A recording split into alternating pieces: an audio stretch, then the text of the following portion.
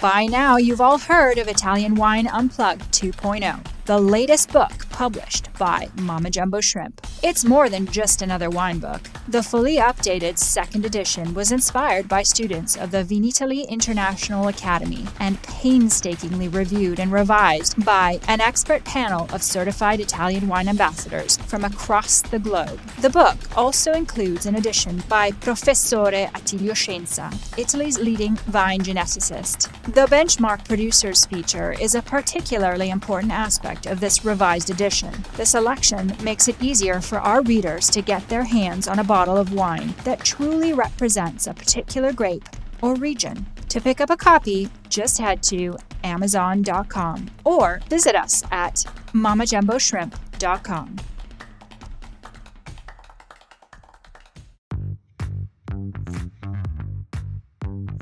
Welcome to this special Italian wine podcast broadcast. This episode is a recording off Clubhouse, the popular drop-in audio chat. This Clubhouse session was taken from the Wine Business Club and Italian Wine Club. Listen in as wine lovers and experts alike engage in some great conversation on a range of topics in wine. If you enjoy listening, please consider donating through ItalianWinepodcast.com. Any amount helps cover equipment, production, and publication costs. And remember to subscribe and rate our show wherever you tune in.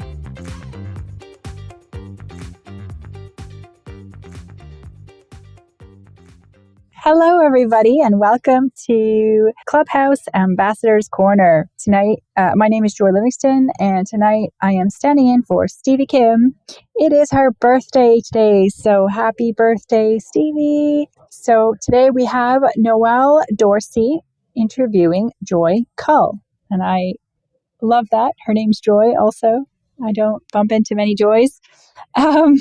So Ambassador's Corner is where wine lovers, wine professionals get to interview their favorite producers, and they get to geek out and to essentially ask them anything that they want to ask, network, etc. And it's all about the love of wine. So eventually this episode soon will be replayed on the Italian Wine Podcast, where it does extremely well. I'm not sure what episode is this, like, is it 81 or 82?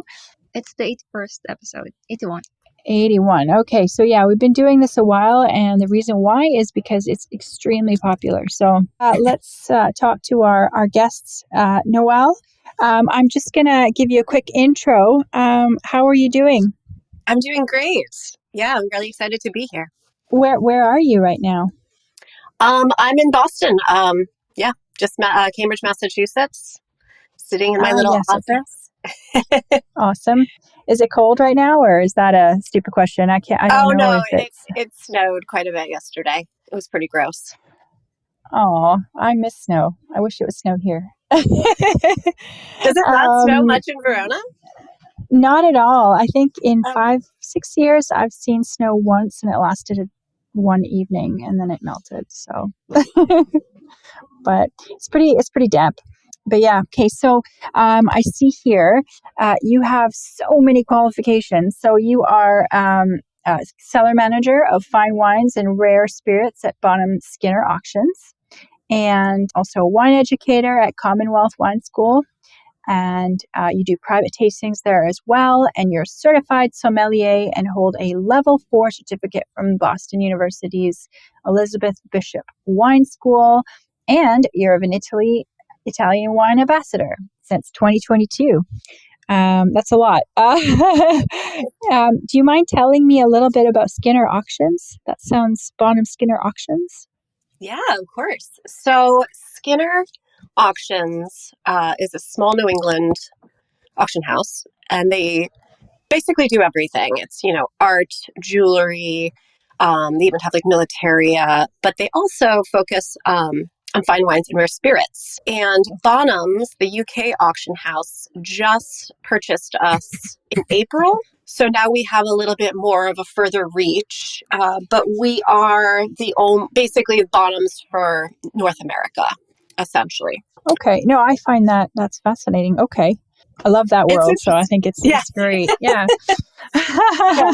I like to say that I'm kind of a wine archivist in a way because you just get Yeah. access to lots of unique old rare bottles. So it's fun. Yeah, exactly.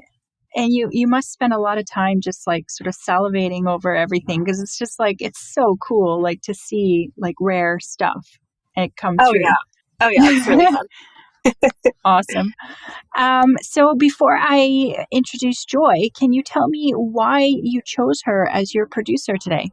So I love everything about these wines, honestly. The freshness, simplicity, purity of expression from the varietals, and Joy's story. From such a tiny property, these wines make such a huge impact. They're really fun, delicious. They're great with food and extremely versatile. I'm a huge fan of the Roseale, and I also love her Uovo as well, which I had some of that yesterday.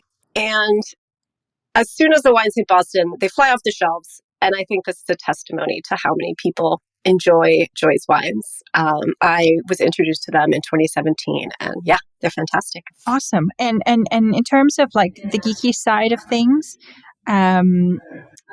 what would you want the audience to take from this conversation if they're sort of wine geeky people?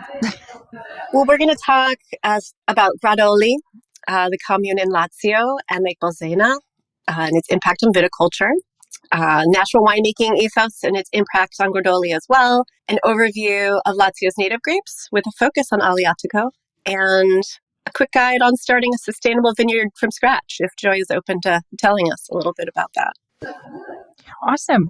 So, Joy, are you there? I'm here. Hello. Hi. How are you? I'm good. A little under the weather. Excuse my cold, but I am good. Oh, Happy to be here. awesome. Yeah, interesting. You know what? I'm not even gonna ask questions. I'm gonna just listen and go ahead, Noelle. I'm gonna pass you over and I'm gonna mute myself and then I'm gonna come back at the end just in case there's questions and to close up the room. Okay, guys? All right, sounds good. Ciao, Joy. Ciao, Noel. Thank you for having me. Yes, of course. I'm excited to have you on. Just as a little background to everyone, I was first introduced to the La Villana wines by my colleague David Mitchell of Mies Wines, and he was one of the first to import Joy's wines into the U.S. And he was tasting me on the wines when I was a somm, and I got to visit Joy and Gradoli in 2017. I guess it was like April. I can't believe that was 6 years ago. So time flies. Yeah, that's incredible. And yeah, one of the things that really sticks out to me, I kind of chuckled when I was thinking about this visit, was how remote it was, and so how hard it was to find because we drove from Verona and it was, in the evening, and we had to use latitude longitude lines to find it. And we kept on like going down the wrong way, and it's a vacation area, so there was a lot of no one home type of situation, and we eventually had to call you, and you thankfully rescued us. But yeah, everybody who comes through here, we're not even like on Google Maps. It's it's crazy. Yeah, it makes for an adventure for sure. It's cool. So La Villana was born in 2016, and 3 years after Joy Kull leaves her job in New York, and she comes to Italy to intern at La Costa di Grodoli and learn about vineyard farming, and then set up her own winery after a few years, like I said, in 2016. The company has about 10 hectares, of which about 3 are planted with native vines coming up in the few years. In addition, it has about 2 hectares of old vines recovered from abandoned and scattered vineyards in the Grodoli countryside. The vines are cultivated using biodynamic methods, respecting the rhythms of nature. And in the cellar, you work with the grapes, and that's it. No attitude. So it's such a cool story because you're Swiss American. Yeah. You're from Connecticut, just like me. Yep. So it's just a fascinating story. I love it. Can you tell us a bit about your story and how you got started in wine? Yeah. Yes, yeah. So, like you said, I'm Swiss American. My parents moved to Connecticut right when I was born, so in '87. Um, so I was the first American in our family, and I kind of followed my father's footsteps, and I went to hotel school up at Cornell in Ithaca. And I imagined that I was going to be kind of more in the front of house or in hotels. And after my first year, it was like miserable. And I basically, after my first year of college, didn't have a job and I was looking for something to do. And my dad at that point had opened a little wine shop in Connecticut, just kind of like as a hobby, because he's also very passionate about wine. And so I basically made him create a job for me there. But I knew nothing about wine. I mean, I was 18, 19 and didn't really have much experience. Sure, like my parents, they are European and they would give me a glass at dinner, but I didn't actually know anything. And I had to obviously do a deep dive really quickly to learn enough to kind of sell a few bottles at the shop. And I just fell in love with it over that summer, and I loved learning about it and tasting all these different wines. And that kind of started the course for me into this section of the hospitality industry.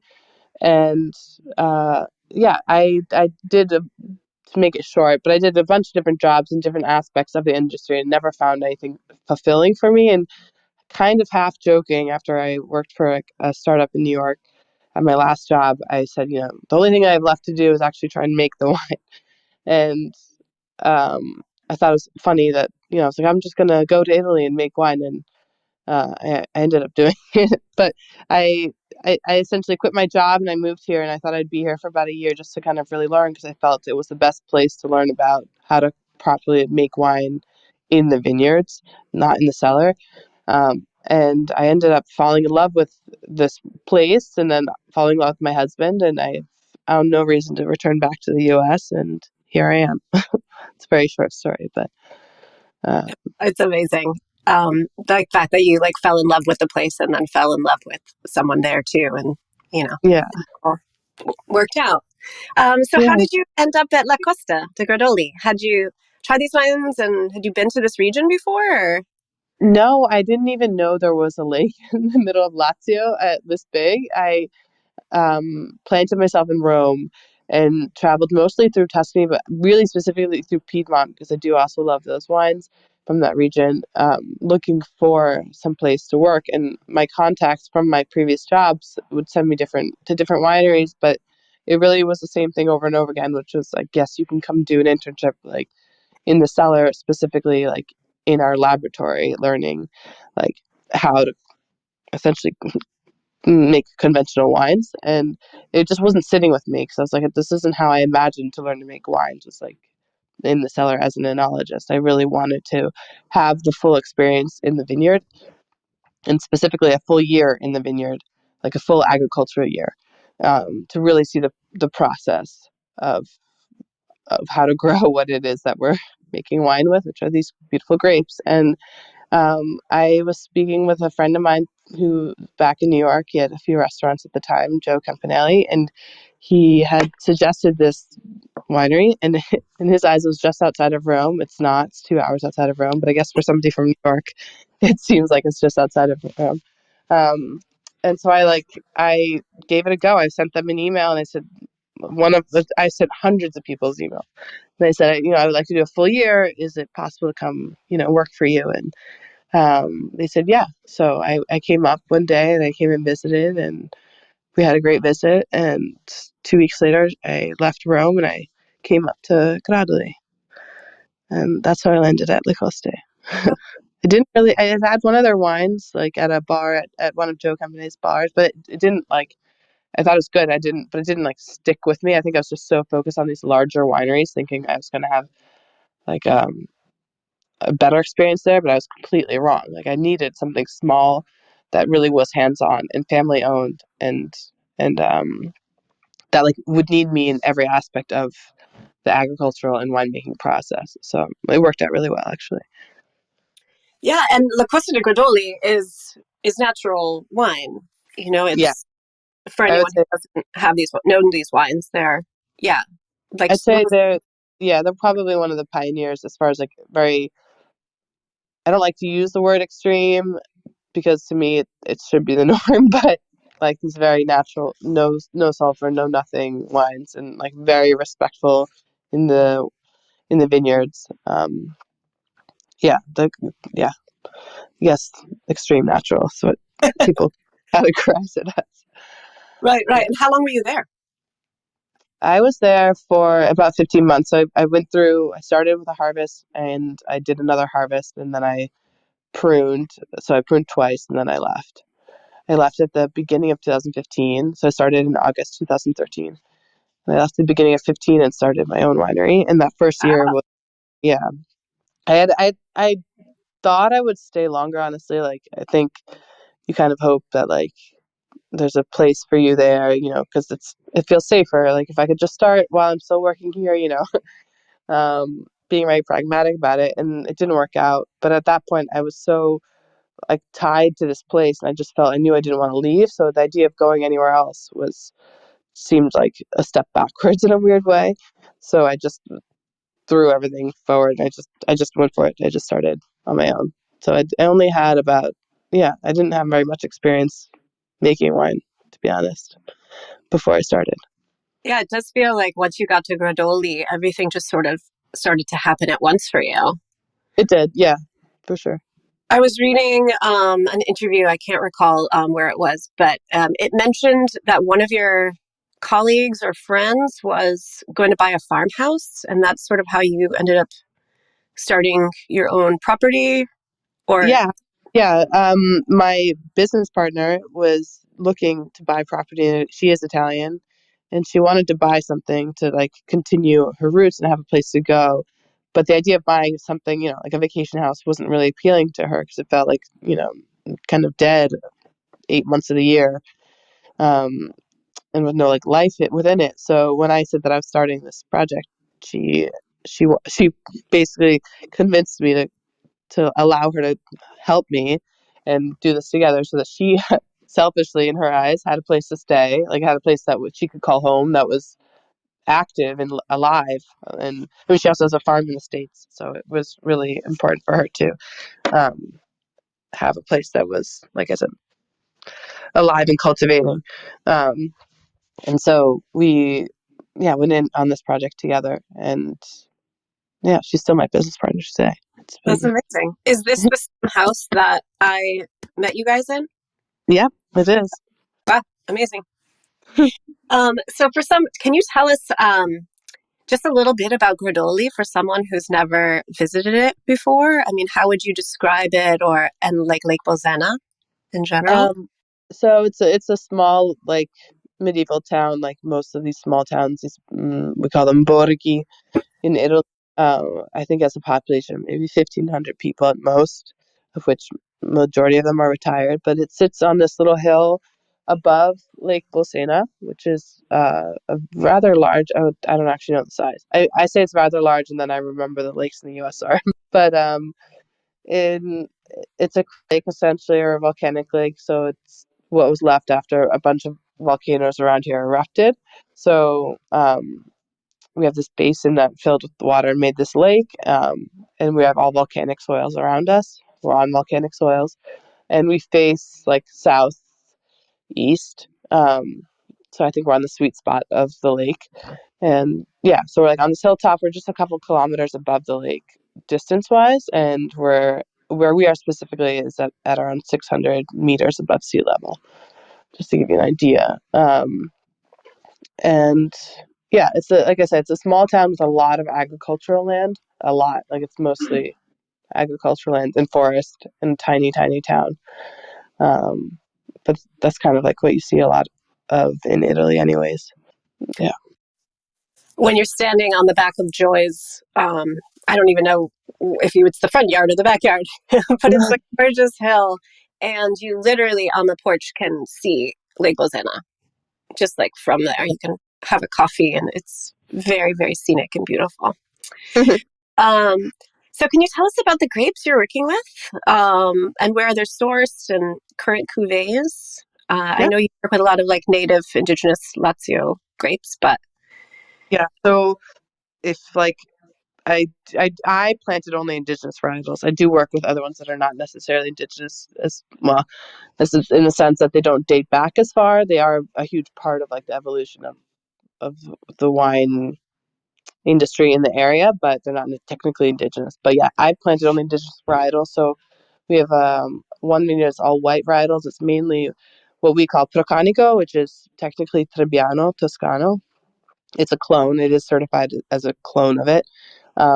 So slightly different, and that's just the evolution that this grape has had in this specific region over the years. And then we blend that with some Rosetto and Malvasia, and then a bunch of other like varietals. There's like 10 or 15 plants of other varietals mixed in there too, and that makes our white blend.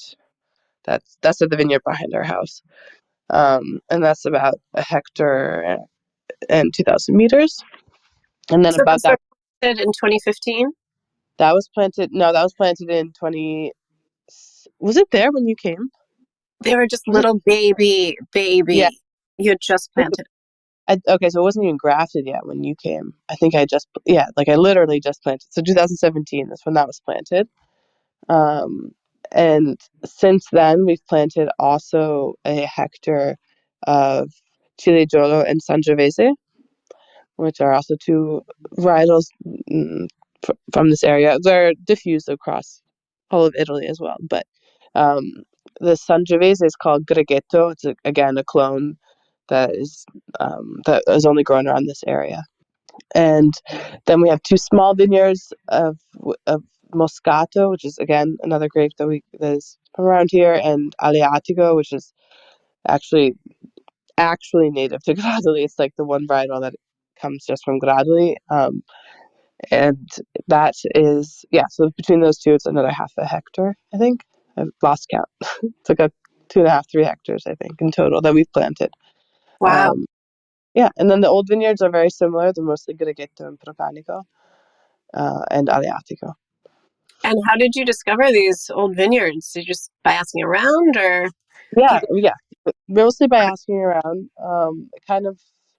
It's like a time where many farmers retired and they still have vineyards and that they maintain in their retirement, but then maybe they stop drinking wine or they just physically can't manage these vineyards anymore. So, but it breaks their heart to throw them out, to cut them down. So, they come to like us young. We're like very few, but farmers in the area, and we take them over and keep them from becoming abandoned, essentially. That's beautiful. Yeah. Essentially, like a co-op in a way of these abandoned vineyards. Yeah, yeah. I mean, this place was a co-op town. We had our co-op was once the largest co-op in Lazio back in like the 80s. So you have to imagine like where all those roads that you drove down and got lost on, which are mostly forests now, were all planted. So everything was just vineyards and olive trees. Oh. Yeah. So it's really abandoned. It's hard to imagine because you see it's mostly forest. But it was like the largest co-op, and people were bringing grapes from all around the lake and even further, not just Gradoli. And but like many co-ops do, they unfortunately, burned through all their cash and stopped paying their farmers. So the farmers stopped bringing them grapes, and then out of spite, they cut their vineyards down, and the co-op shut down. And the generation after them left and went to Rome, and it's kind of how like the agriculture died in this area. And then the few that did stay and did continue maintaining the vineyards are now in their 80s. So we're slowly taking over these tiny little parcels that are left over to Wow. keep them from drying up. Yeah. Yeah.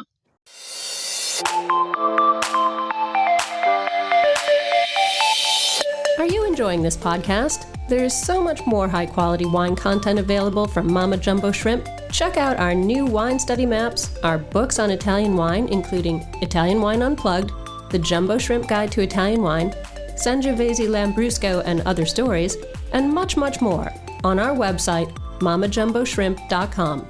Now back to the show.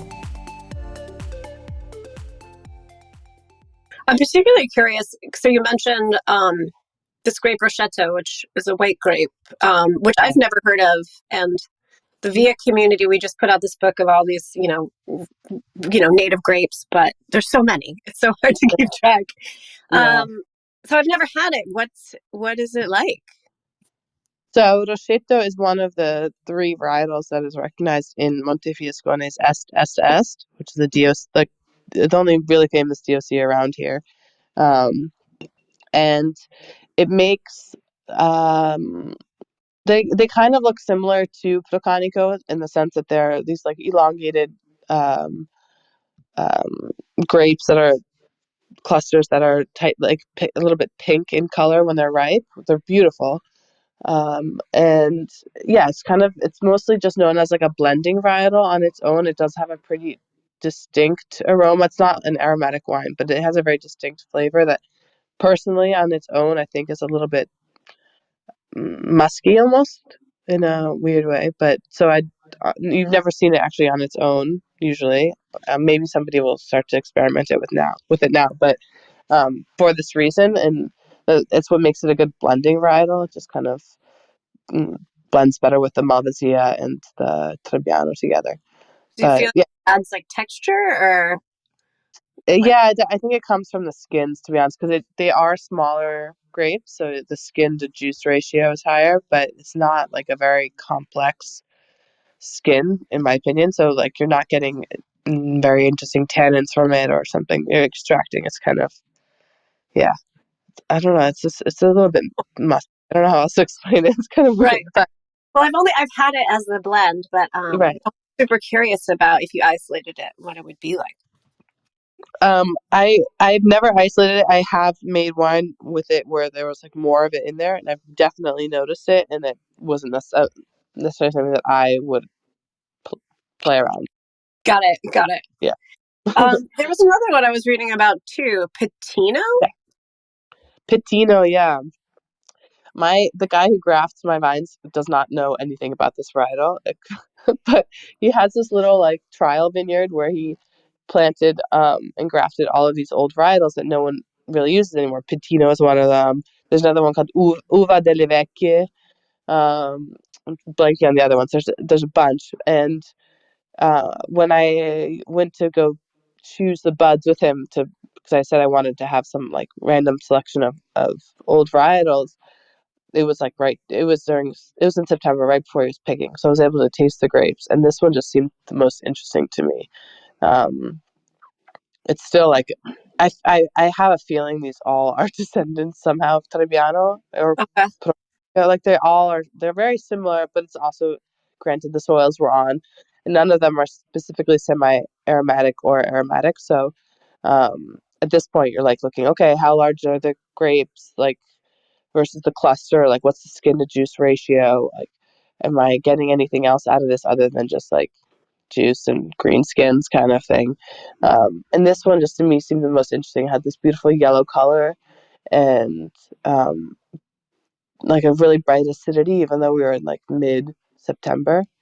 So we grafted some of that on. What we've realized since we've grafted it is that it doesn't produce, like if there's a few varietals that have this issue, they don't produce their grapes on the first few buds. And the vineyards that we grafted them onto are being pruned as albarello, so they're being pruned as spur pruned. And so each producing cane or each producing spur that we leave that makes 2 canes doesn't produce fruit. So we're now switching it to, this is really in depth and nerdy, No, but get as nerdy as you. We love that. we're Please. now going to trial it and switch it to like a cane pruned, or what we call guyot in French, a cane pruned vine. So we'll leave 2 spurs, and the third spur that normally would have been a spur, we're going to actually pull it out as a cane and hopefully get more fruit on that. So we'll see. I haven't really had it since I tasted it before we grafted it, which is crazy to me. So yeah, Wow. it's not, yeah. These are the trials that we have when we just try different stuff. That's cool. Right. Yeah, And this is a white or a red varietal? it's white. Yeah, it's A white. white. Okay. Mhm. Yeah. So interesting. And when is harvest? I mean, do you sometimes pick as a field blend, or do you pick? So each Yeah. grape separately and then ferment? So this vineyard, as of now, it's not fully in production, is partially field blend and partially. So we kind of go through one part of the vineyard that is wire trained. Excuse me. There's wire train that we go through it, and if there's like a heavy production, then we'll take some out and we'll add that into our simple white wine, and then the rest all gets blended together and actually goes into the uovo, the bianco uovo at the moment, which I think you've had before. Yeah. It's delicious. I Yeah. just had it the other day. So So yeah, that becomes a field blend, and it's kind of cool because I know I just grafted a bunch yesterday that um didn't take, or we replanted some of the rootstock, and I just grafted them and kind of just picked randomly, so I don't know what I put on there. So it's like an ever evolving field blend, which is kind of cool. that's cool. So it's like different year to year, essentially. Yeah, never drastically, but yeah. And with the Avova, I mean, I know you do a lot in fiberglass, but Mhm. it's like a new, I guess I don't know how old the Avova project is, or do you have a cement egg you're working with now, or do you rent this egg, or how does that work? I now have 3 eggs. Oh, cool. Yeah, they're made from this company in France, and they are raw cement. So they're not lined with fiberglass on the inside, which is normally, like, I guess that's what's called in English. Yeah. Normally they're lined on the inside to kind of make it easier to clean. But being raw without having this lining means that they're porous, so they breathe the same wines do when they're in barrel, which is why I was really interested in these vessels. Um, so the wines are able to age and have this micro oxygenation going on for like a year before they go into bottle, which I think makes them a lot more complex. Of course, yeah. Yeah, I love the texture of the uovo. It's Thank you. lovely. Lovely Yeah, wine. it's definitely the future of the winery. I think I will, once I have more space, get more eggs. That's for sure. Cool. Yeah. And is it the same space, or have you also expanded a little bit? I have expanded, and that was like 60 square meters, which I don't know what that is in square feet, but tiny, tiny little room is where you saw it, what you saw, right? Yep. Um, and now we just moved to the town over where we got a larger garage, and we'll be there probably for another year because we purchased a old, like, rundown building that we're gonna rebuild into the official winery, which is really exciting. And then I'll have like Congratulations. actual proper space. Yeah. Yeah. And your husband is a shepherd, and he makes his own cheeses and like charcuterie, right? So that's such a Yeah. nice Yeah. touch. Uh, Um, so I was also wondering, you chose to do carbonic fermentation for the Aleatico. yeah. And I was curious, your thought process, and I guess mostly like how would it affect the aromatics for Aleatico, since it's usually such a fragrant variety, or if you even think it does affect it. I think if anything, it probably like brings out the aromas even more, because you're getting this maceration that is not skin focused. So when you like have these carbonic macerations, these grapes are going in whole cluster, and there's not a lot of crushed grapes in there. There are some on the bottom, of course, because of the weight of all the grapes, but each grape ferments individually inside its own skins. Um, so there's not a lot of exchange between the skins and the juice. And I think it kind of brings out the aromas more without adding too much of this like tannic structure to the wine.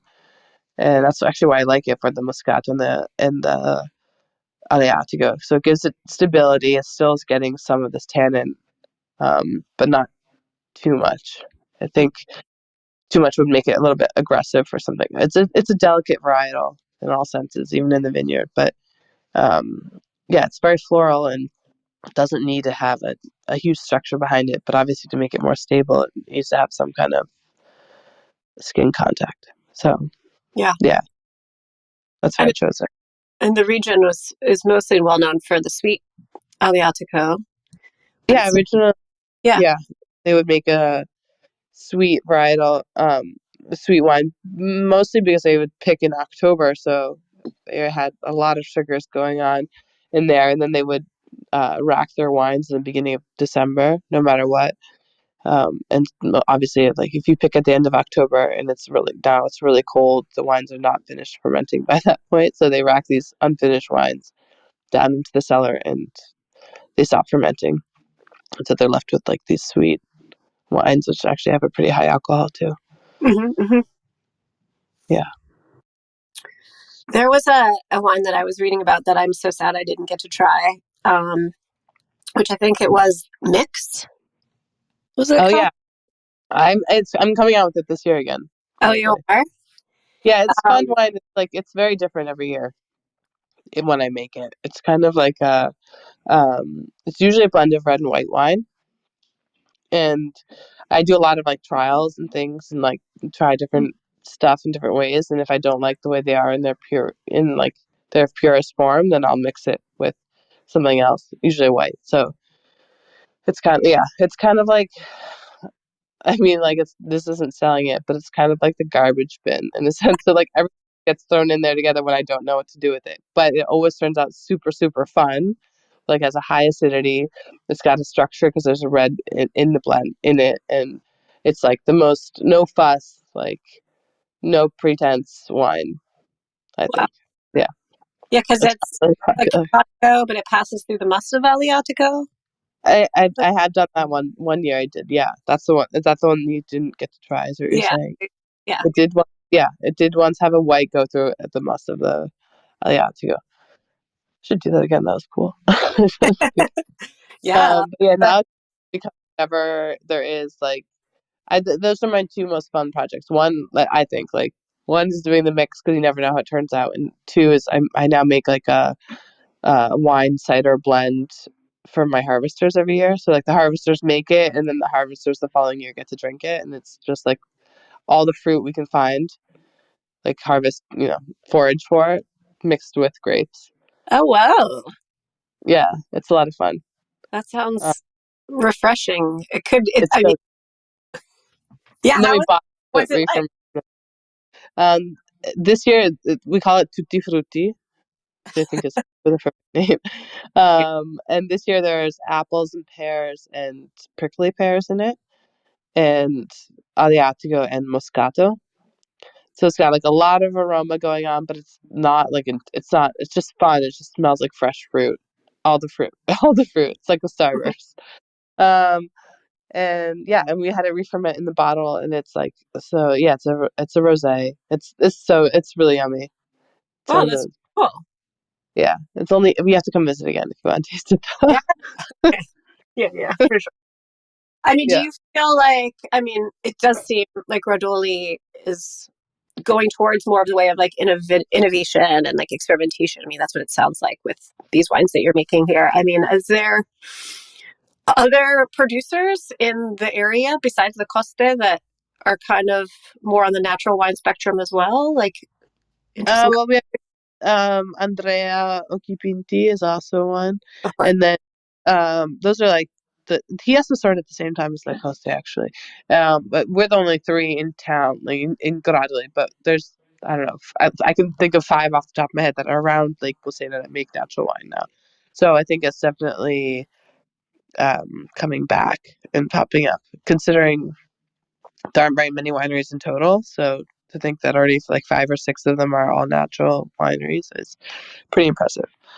But yeah, there's definitely a resurgence in the area. That's cool.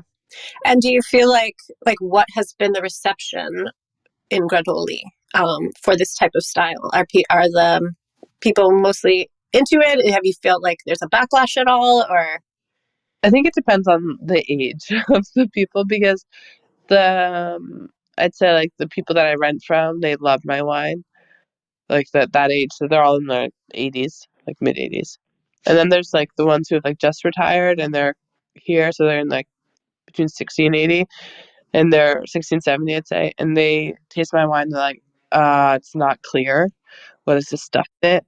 Like, this tastes like the wine my dad made, because they kind of grew up in the era of like, oh, like you have to add sulfites, and doesn't matter how much, just like shake some in there, like really not like where they were taught to add chemicals and things to it to adjust the wine, but not how. So, but they're like, in the era of like the wine has to be really clear, like, you're a som, like when you like look at the glass, like it has to be a certain clarity. I don't know. And so they like teased me for that. And then there's like the younger generations that are my age they don't necessarily know much about natural wine here, but they're very curious and eager to learn. So it's like fun to do little tastings with them at the local bars, just to like, to have them taste something different. But Yeah, no, I think there's definitely a resurgence and definitely a market for it. I mean, working in wine shops, people are asking all the time for natural wine, yeah, or biodynamic wine. So yeah, yeah, people are catching on for sure. yeah. We'll see where it goes. I mean, it's like hopefully it's not just a fad. People really understand like the winemaking behind it and the agriculture behind it. And maybe eventually we'll find like I don't know. I don't think the term natural is going anywhere, but maybe we'll find something that's a little bit more, I don't know. Have you some of the 2015, 2016 wines and like have tasted some of them, like, to see how ageable they are, or is that Uh, something you're working on with the Wolvos and things like that? the Wobas are more the age, the ones that I made in 2016, and we're not 15. There's nothing left because we drank it at my wedding. But 16, yeah, 17. I had some the other day actually, and I was very surprised. They're not intended to be aging, but the reds especially, they taste really really good right now. And I was actually really surprised by the white. I did not think that would hold up, and it did. Oh, cool. So yeah, it's a nice surprise. I'm gonna have to like get some and like stow it away and check it Yeah, out. yeah. So there was one more question I had about the grapes. You had found like 500 kilograms of Viognier. Yeah, well, I found this guy in Farnese, it's like 20 minutes from me, who had planted back in like the 90s 2 hectares, one of Viognier and one of Vermentino. And he's like about ready to rip them out because the co-op in Pitigliano, which is in Tuscany, was like paying him pennies, literally pennies for his grapes. When they were like, the reason he planted them was because they said that this is like the future of they're part of the Maremma, like the southern Tuscany area, where these two varietals blended together. And yeah, so 2 years ago, I trialed just a few hundred kilos of Viognier to see, like, it's not like as it's a grape, it's not native to here, but what it was like on these soils, and I loved it. And actually, this year I took all of it, and I'm excited to share that with you guys. But Oh, awesome. yeah, yeah, it's cool. It's one of those. That's the thing. I think it was one of those things where at first I was like a little hesitant because it isn't native to here, but it does have a big part of the story. Maybe a little bit more so with Tuscany. I mean, we're like 7 kilometers from Tuscany, 15 minutes from Pitigliano, but it's crazy to me that somebody can be like, this is the wine that we should be making, and then farmers go and plant hectares of these grape varietals that they know nothing about because somebody told them, and then they're like, now what do I do? Like change landscapes like that in a second. It's crazy with that much thought. But yeah, so I was excited to like prevent somebody from ripping out vines regardless of what the varietals are. I think that was also important. So I love Viognier too, so that would be. yeah, so, yeah, I can imagine it on volcanic soil being quite delicious. So it is very yeah. So one thing that it always strikes people is how beautiful your bottles are, and I'm curious the story like behind the name Villana and your awesome labels. I think you said one of your friends designed them. Well, I've changed them. I don't know if you've seen them recently. I Yeah, changed. I wasn't sure if he was still doing No, that.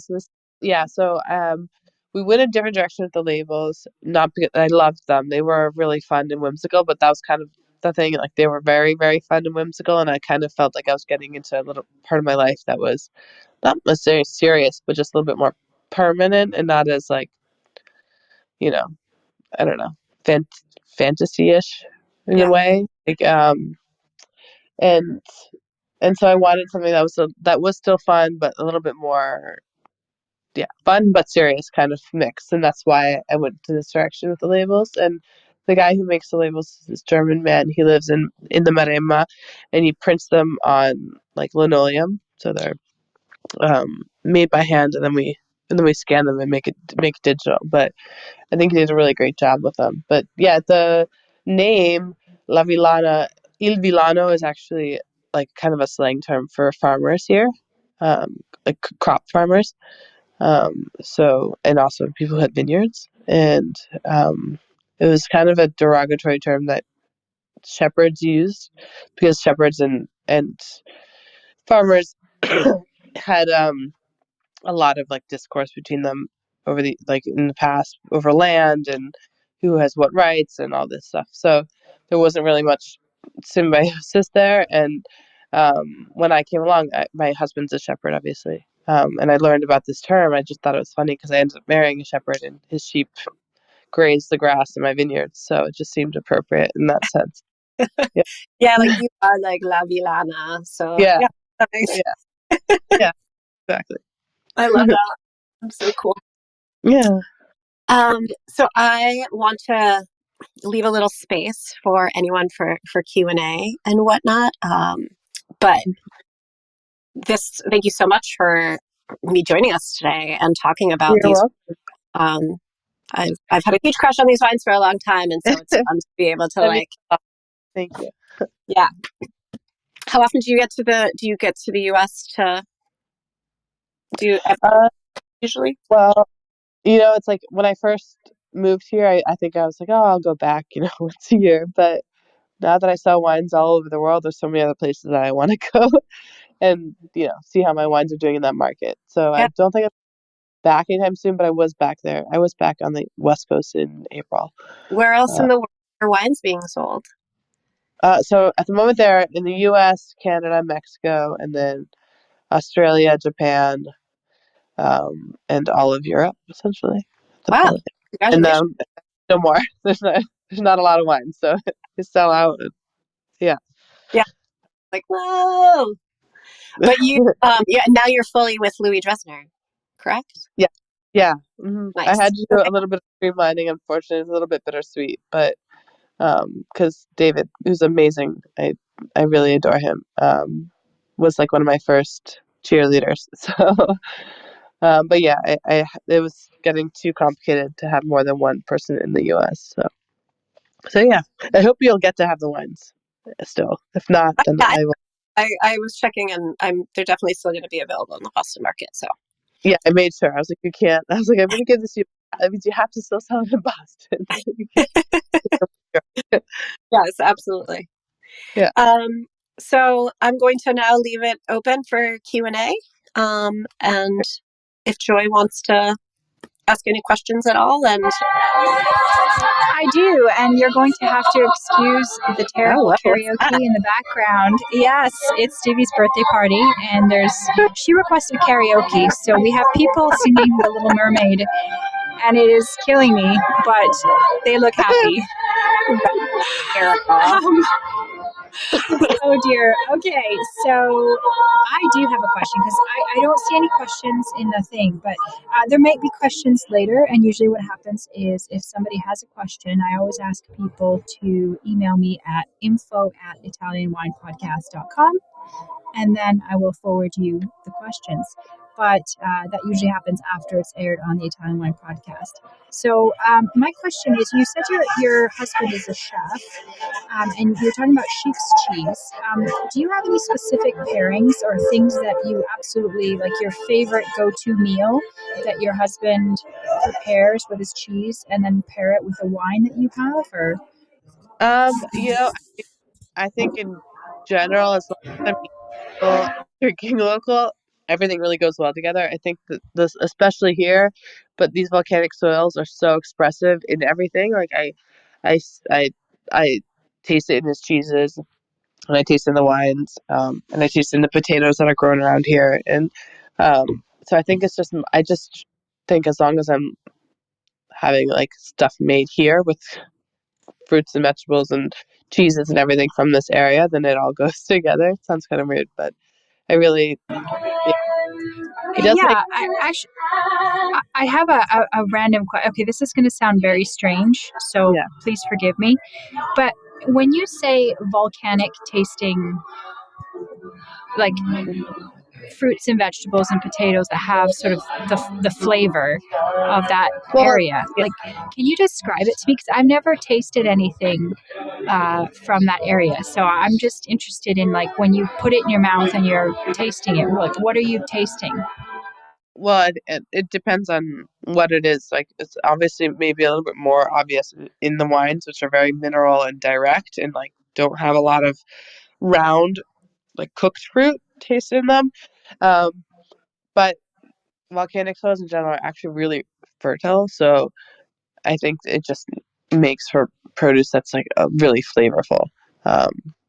And the cheeses, like, essentially, it has to do more with like the soils and the grasses that they're eating that are growing on these soils. So it's like it's a huge pass. It's like cheese that comes from milk that comes from sheep that ate this grass that was grown on this volcanic soil. But the grasses that we sow and that they graze on is a major influence in their cheeses. And I just think that it's a lot more flavorful and just like, and aromatic in a way. It's not like I specifically taste volcanic. I just think that these soils are a lot more fertile in that sense. Not in the sense of like clay soils, which are like, hold a lot of water, so you get a lot of production and abundance, but that doesn't really taste like much a lot of the time. So that to me is kind of the difference, if that makes sense.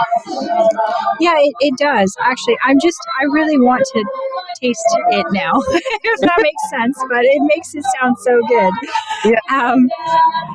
Well, I guess it is time to close up the room. I also feel like the Little Mermaid is overtaking this clubhouse. That is Oh my God, it's that's killing Stevie me. singing in the bathroom. You know what? It could be. Oh God, it could be. Oh dear me. All right, guys. I wish you both all the best. Leica, before we kick off, can you please let me know what our next clubhouse is going to be? Today, so that's gonna be, and then she will be interviewing Hilde and Francesca Petrusa of Vigna Petrusa. So that's it. It's going to be on Tuesday at 6 p.m. Fantastic. Okay. Noelle, Joy, it was a really cool conversation. I appreciate it so much. And this is going to air on the Italian Wine Podcast. I will let you guys know when. And I wish you guys a fantastic evening. Thank you so much. Thank you so much. Have a good night, everyone. You as well. Thanks, Joy. Take care. Bye now. Bye. Listen to the Italian Wine Podcast wherever you get your podcasts. We're on SoundCloud, Apple Podcasts, Spotify, Himalaya FM, and more. Don't forget to subscribe and rate the show. If you enjoy listening, please consider donating through ItalianWinePodcast.com. Any amount helps cover equipment, production, and publication costs. Until next time, cin cin.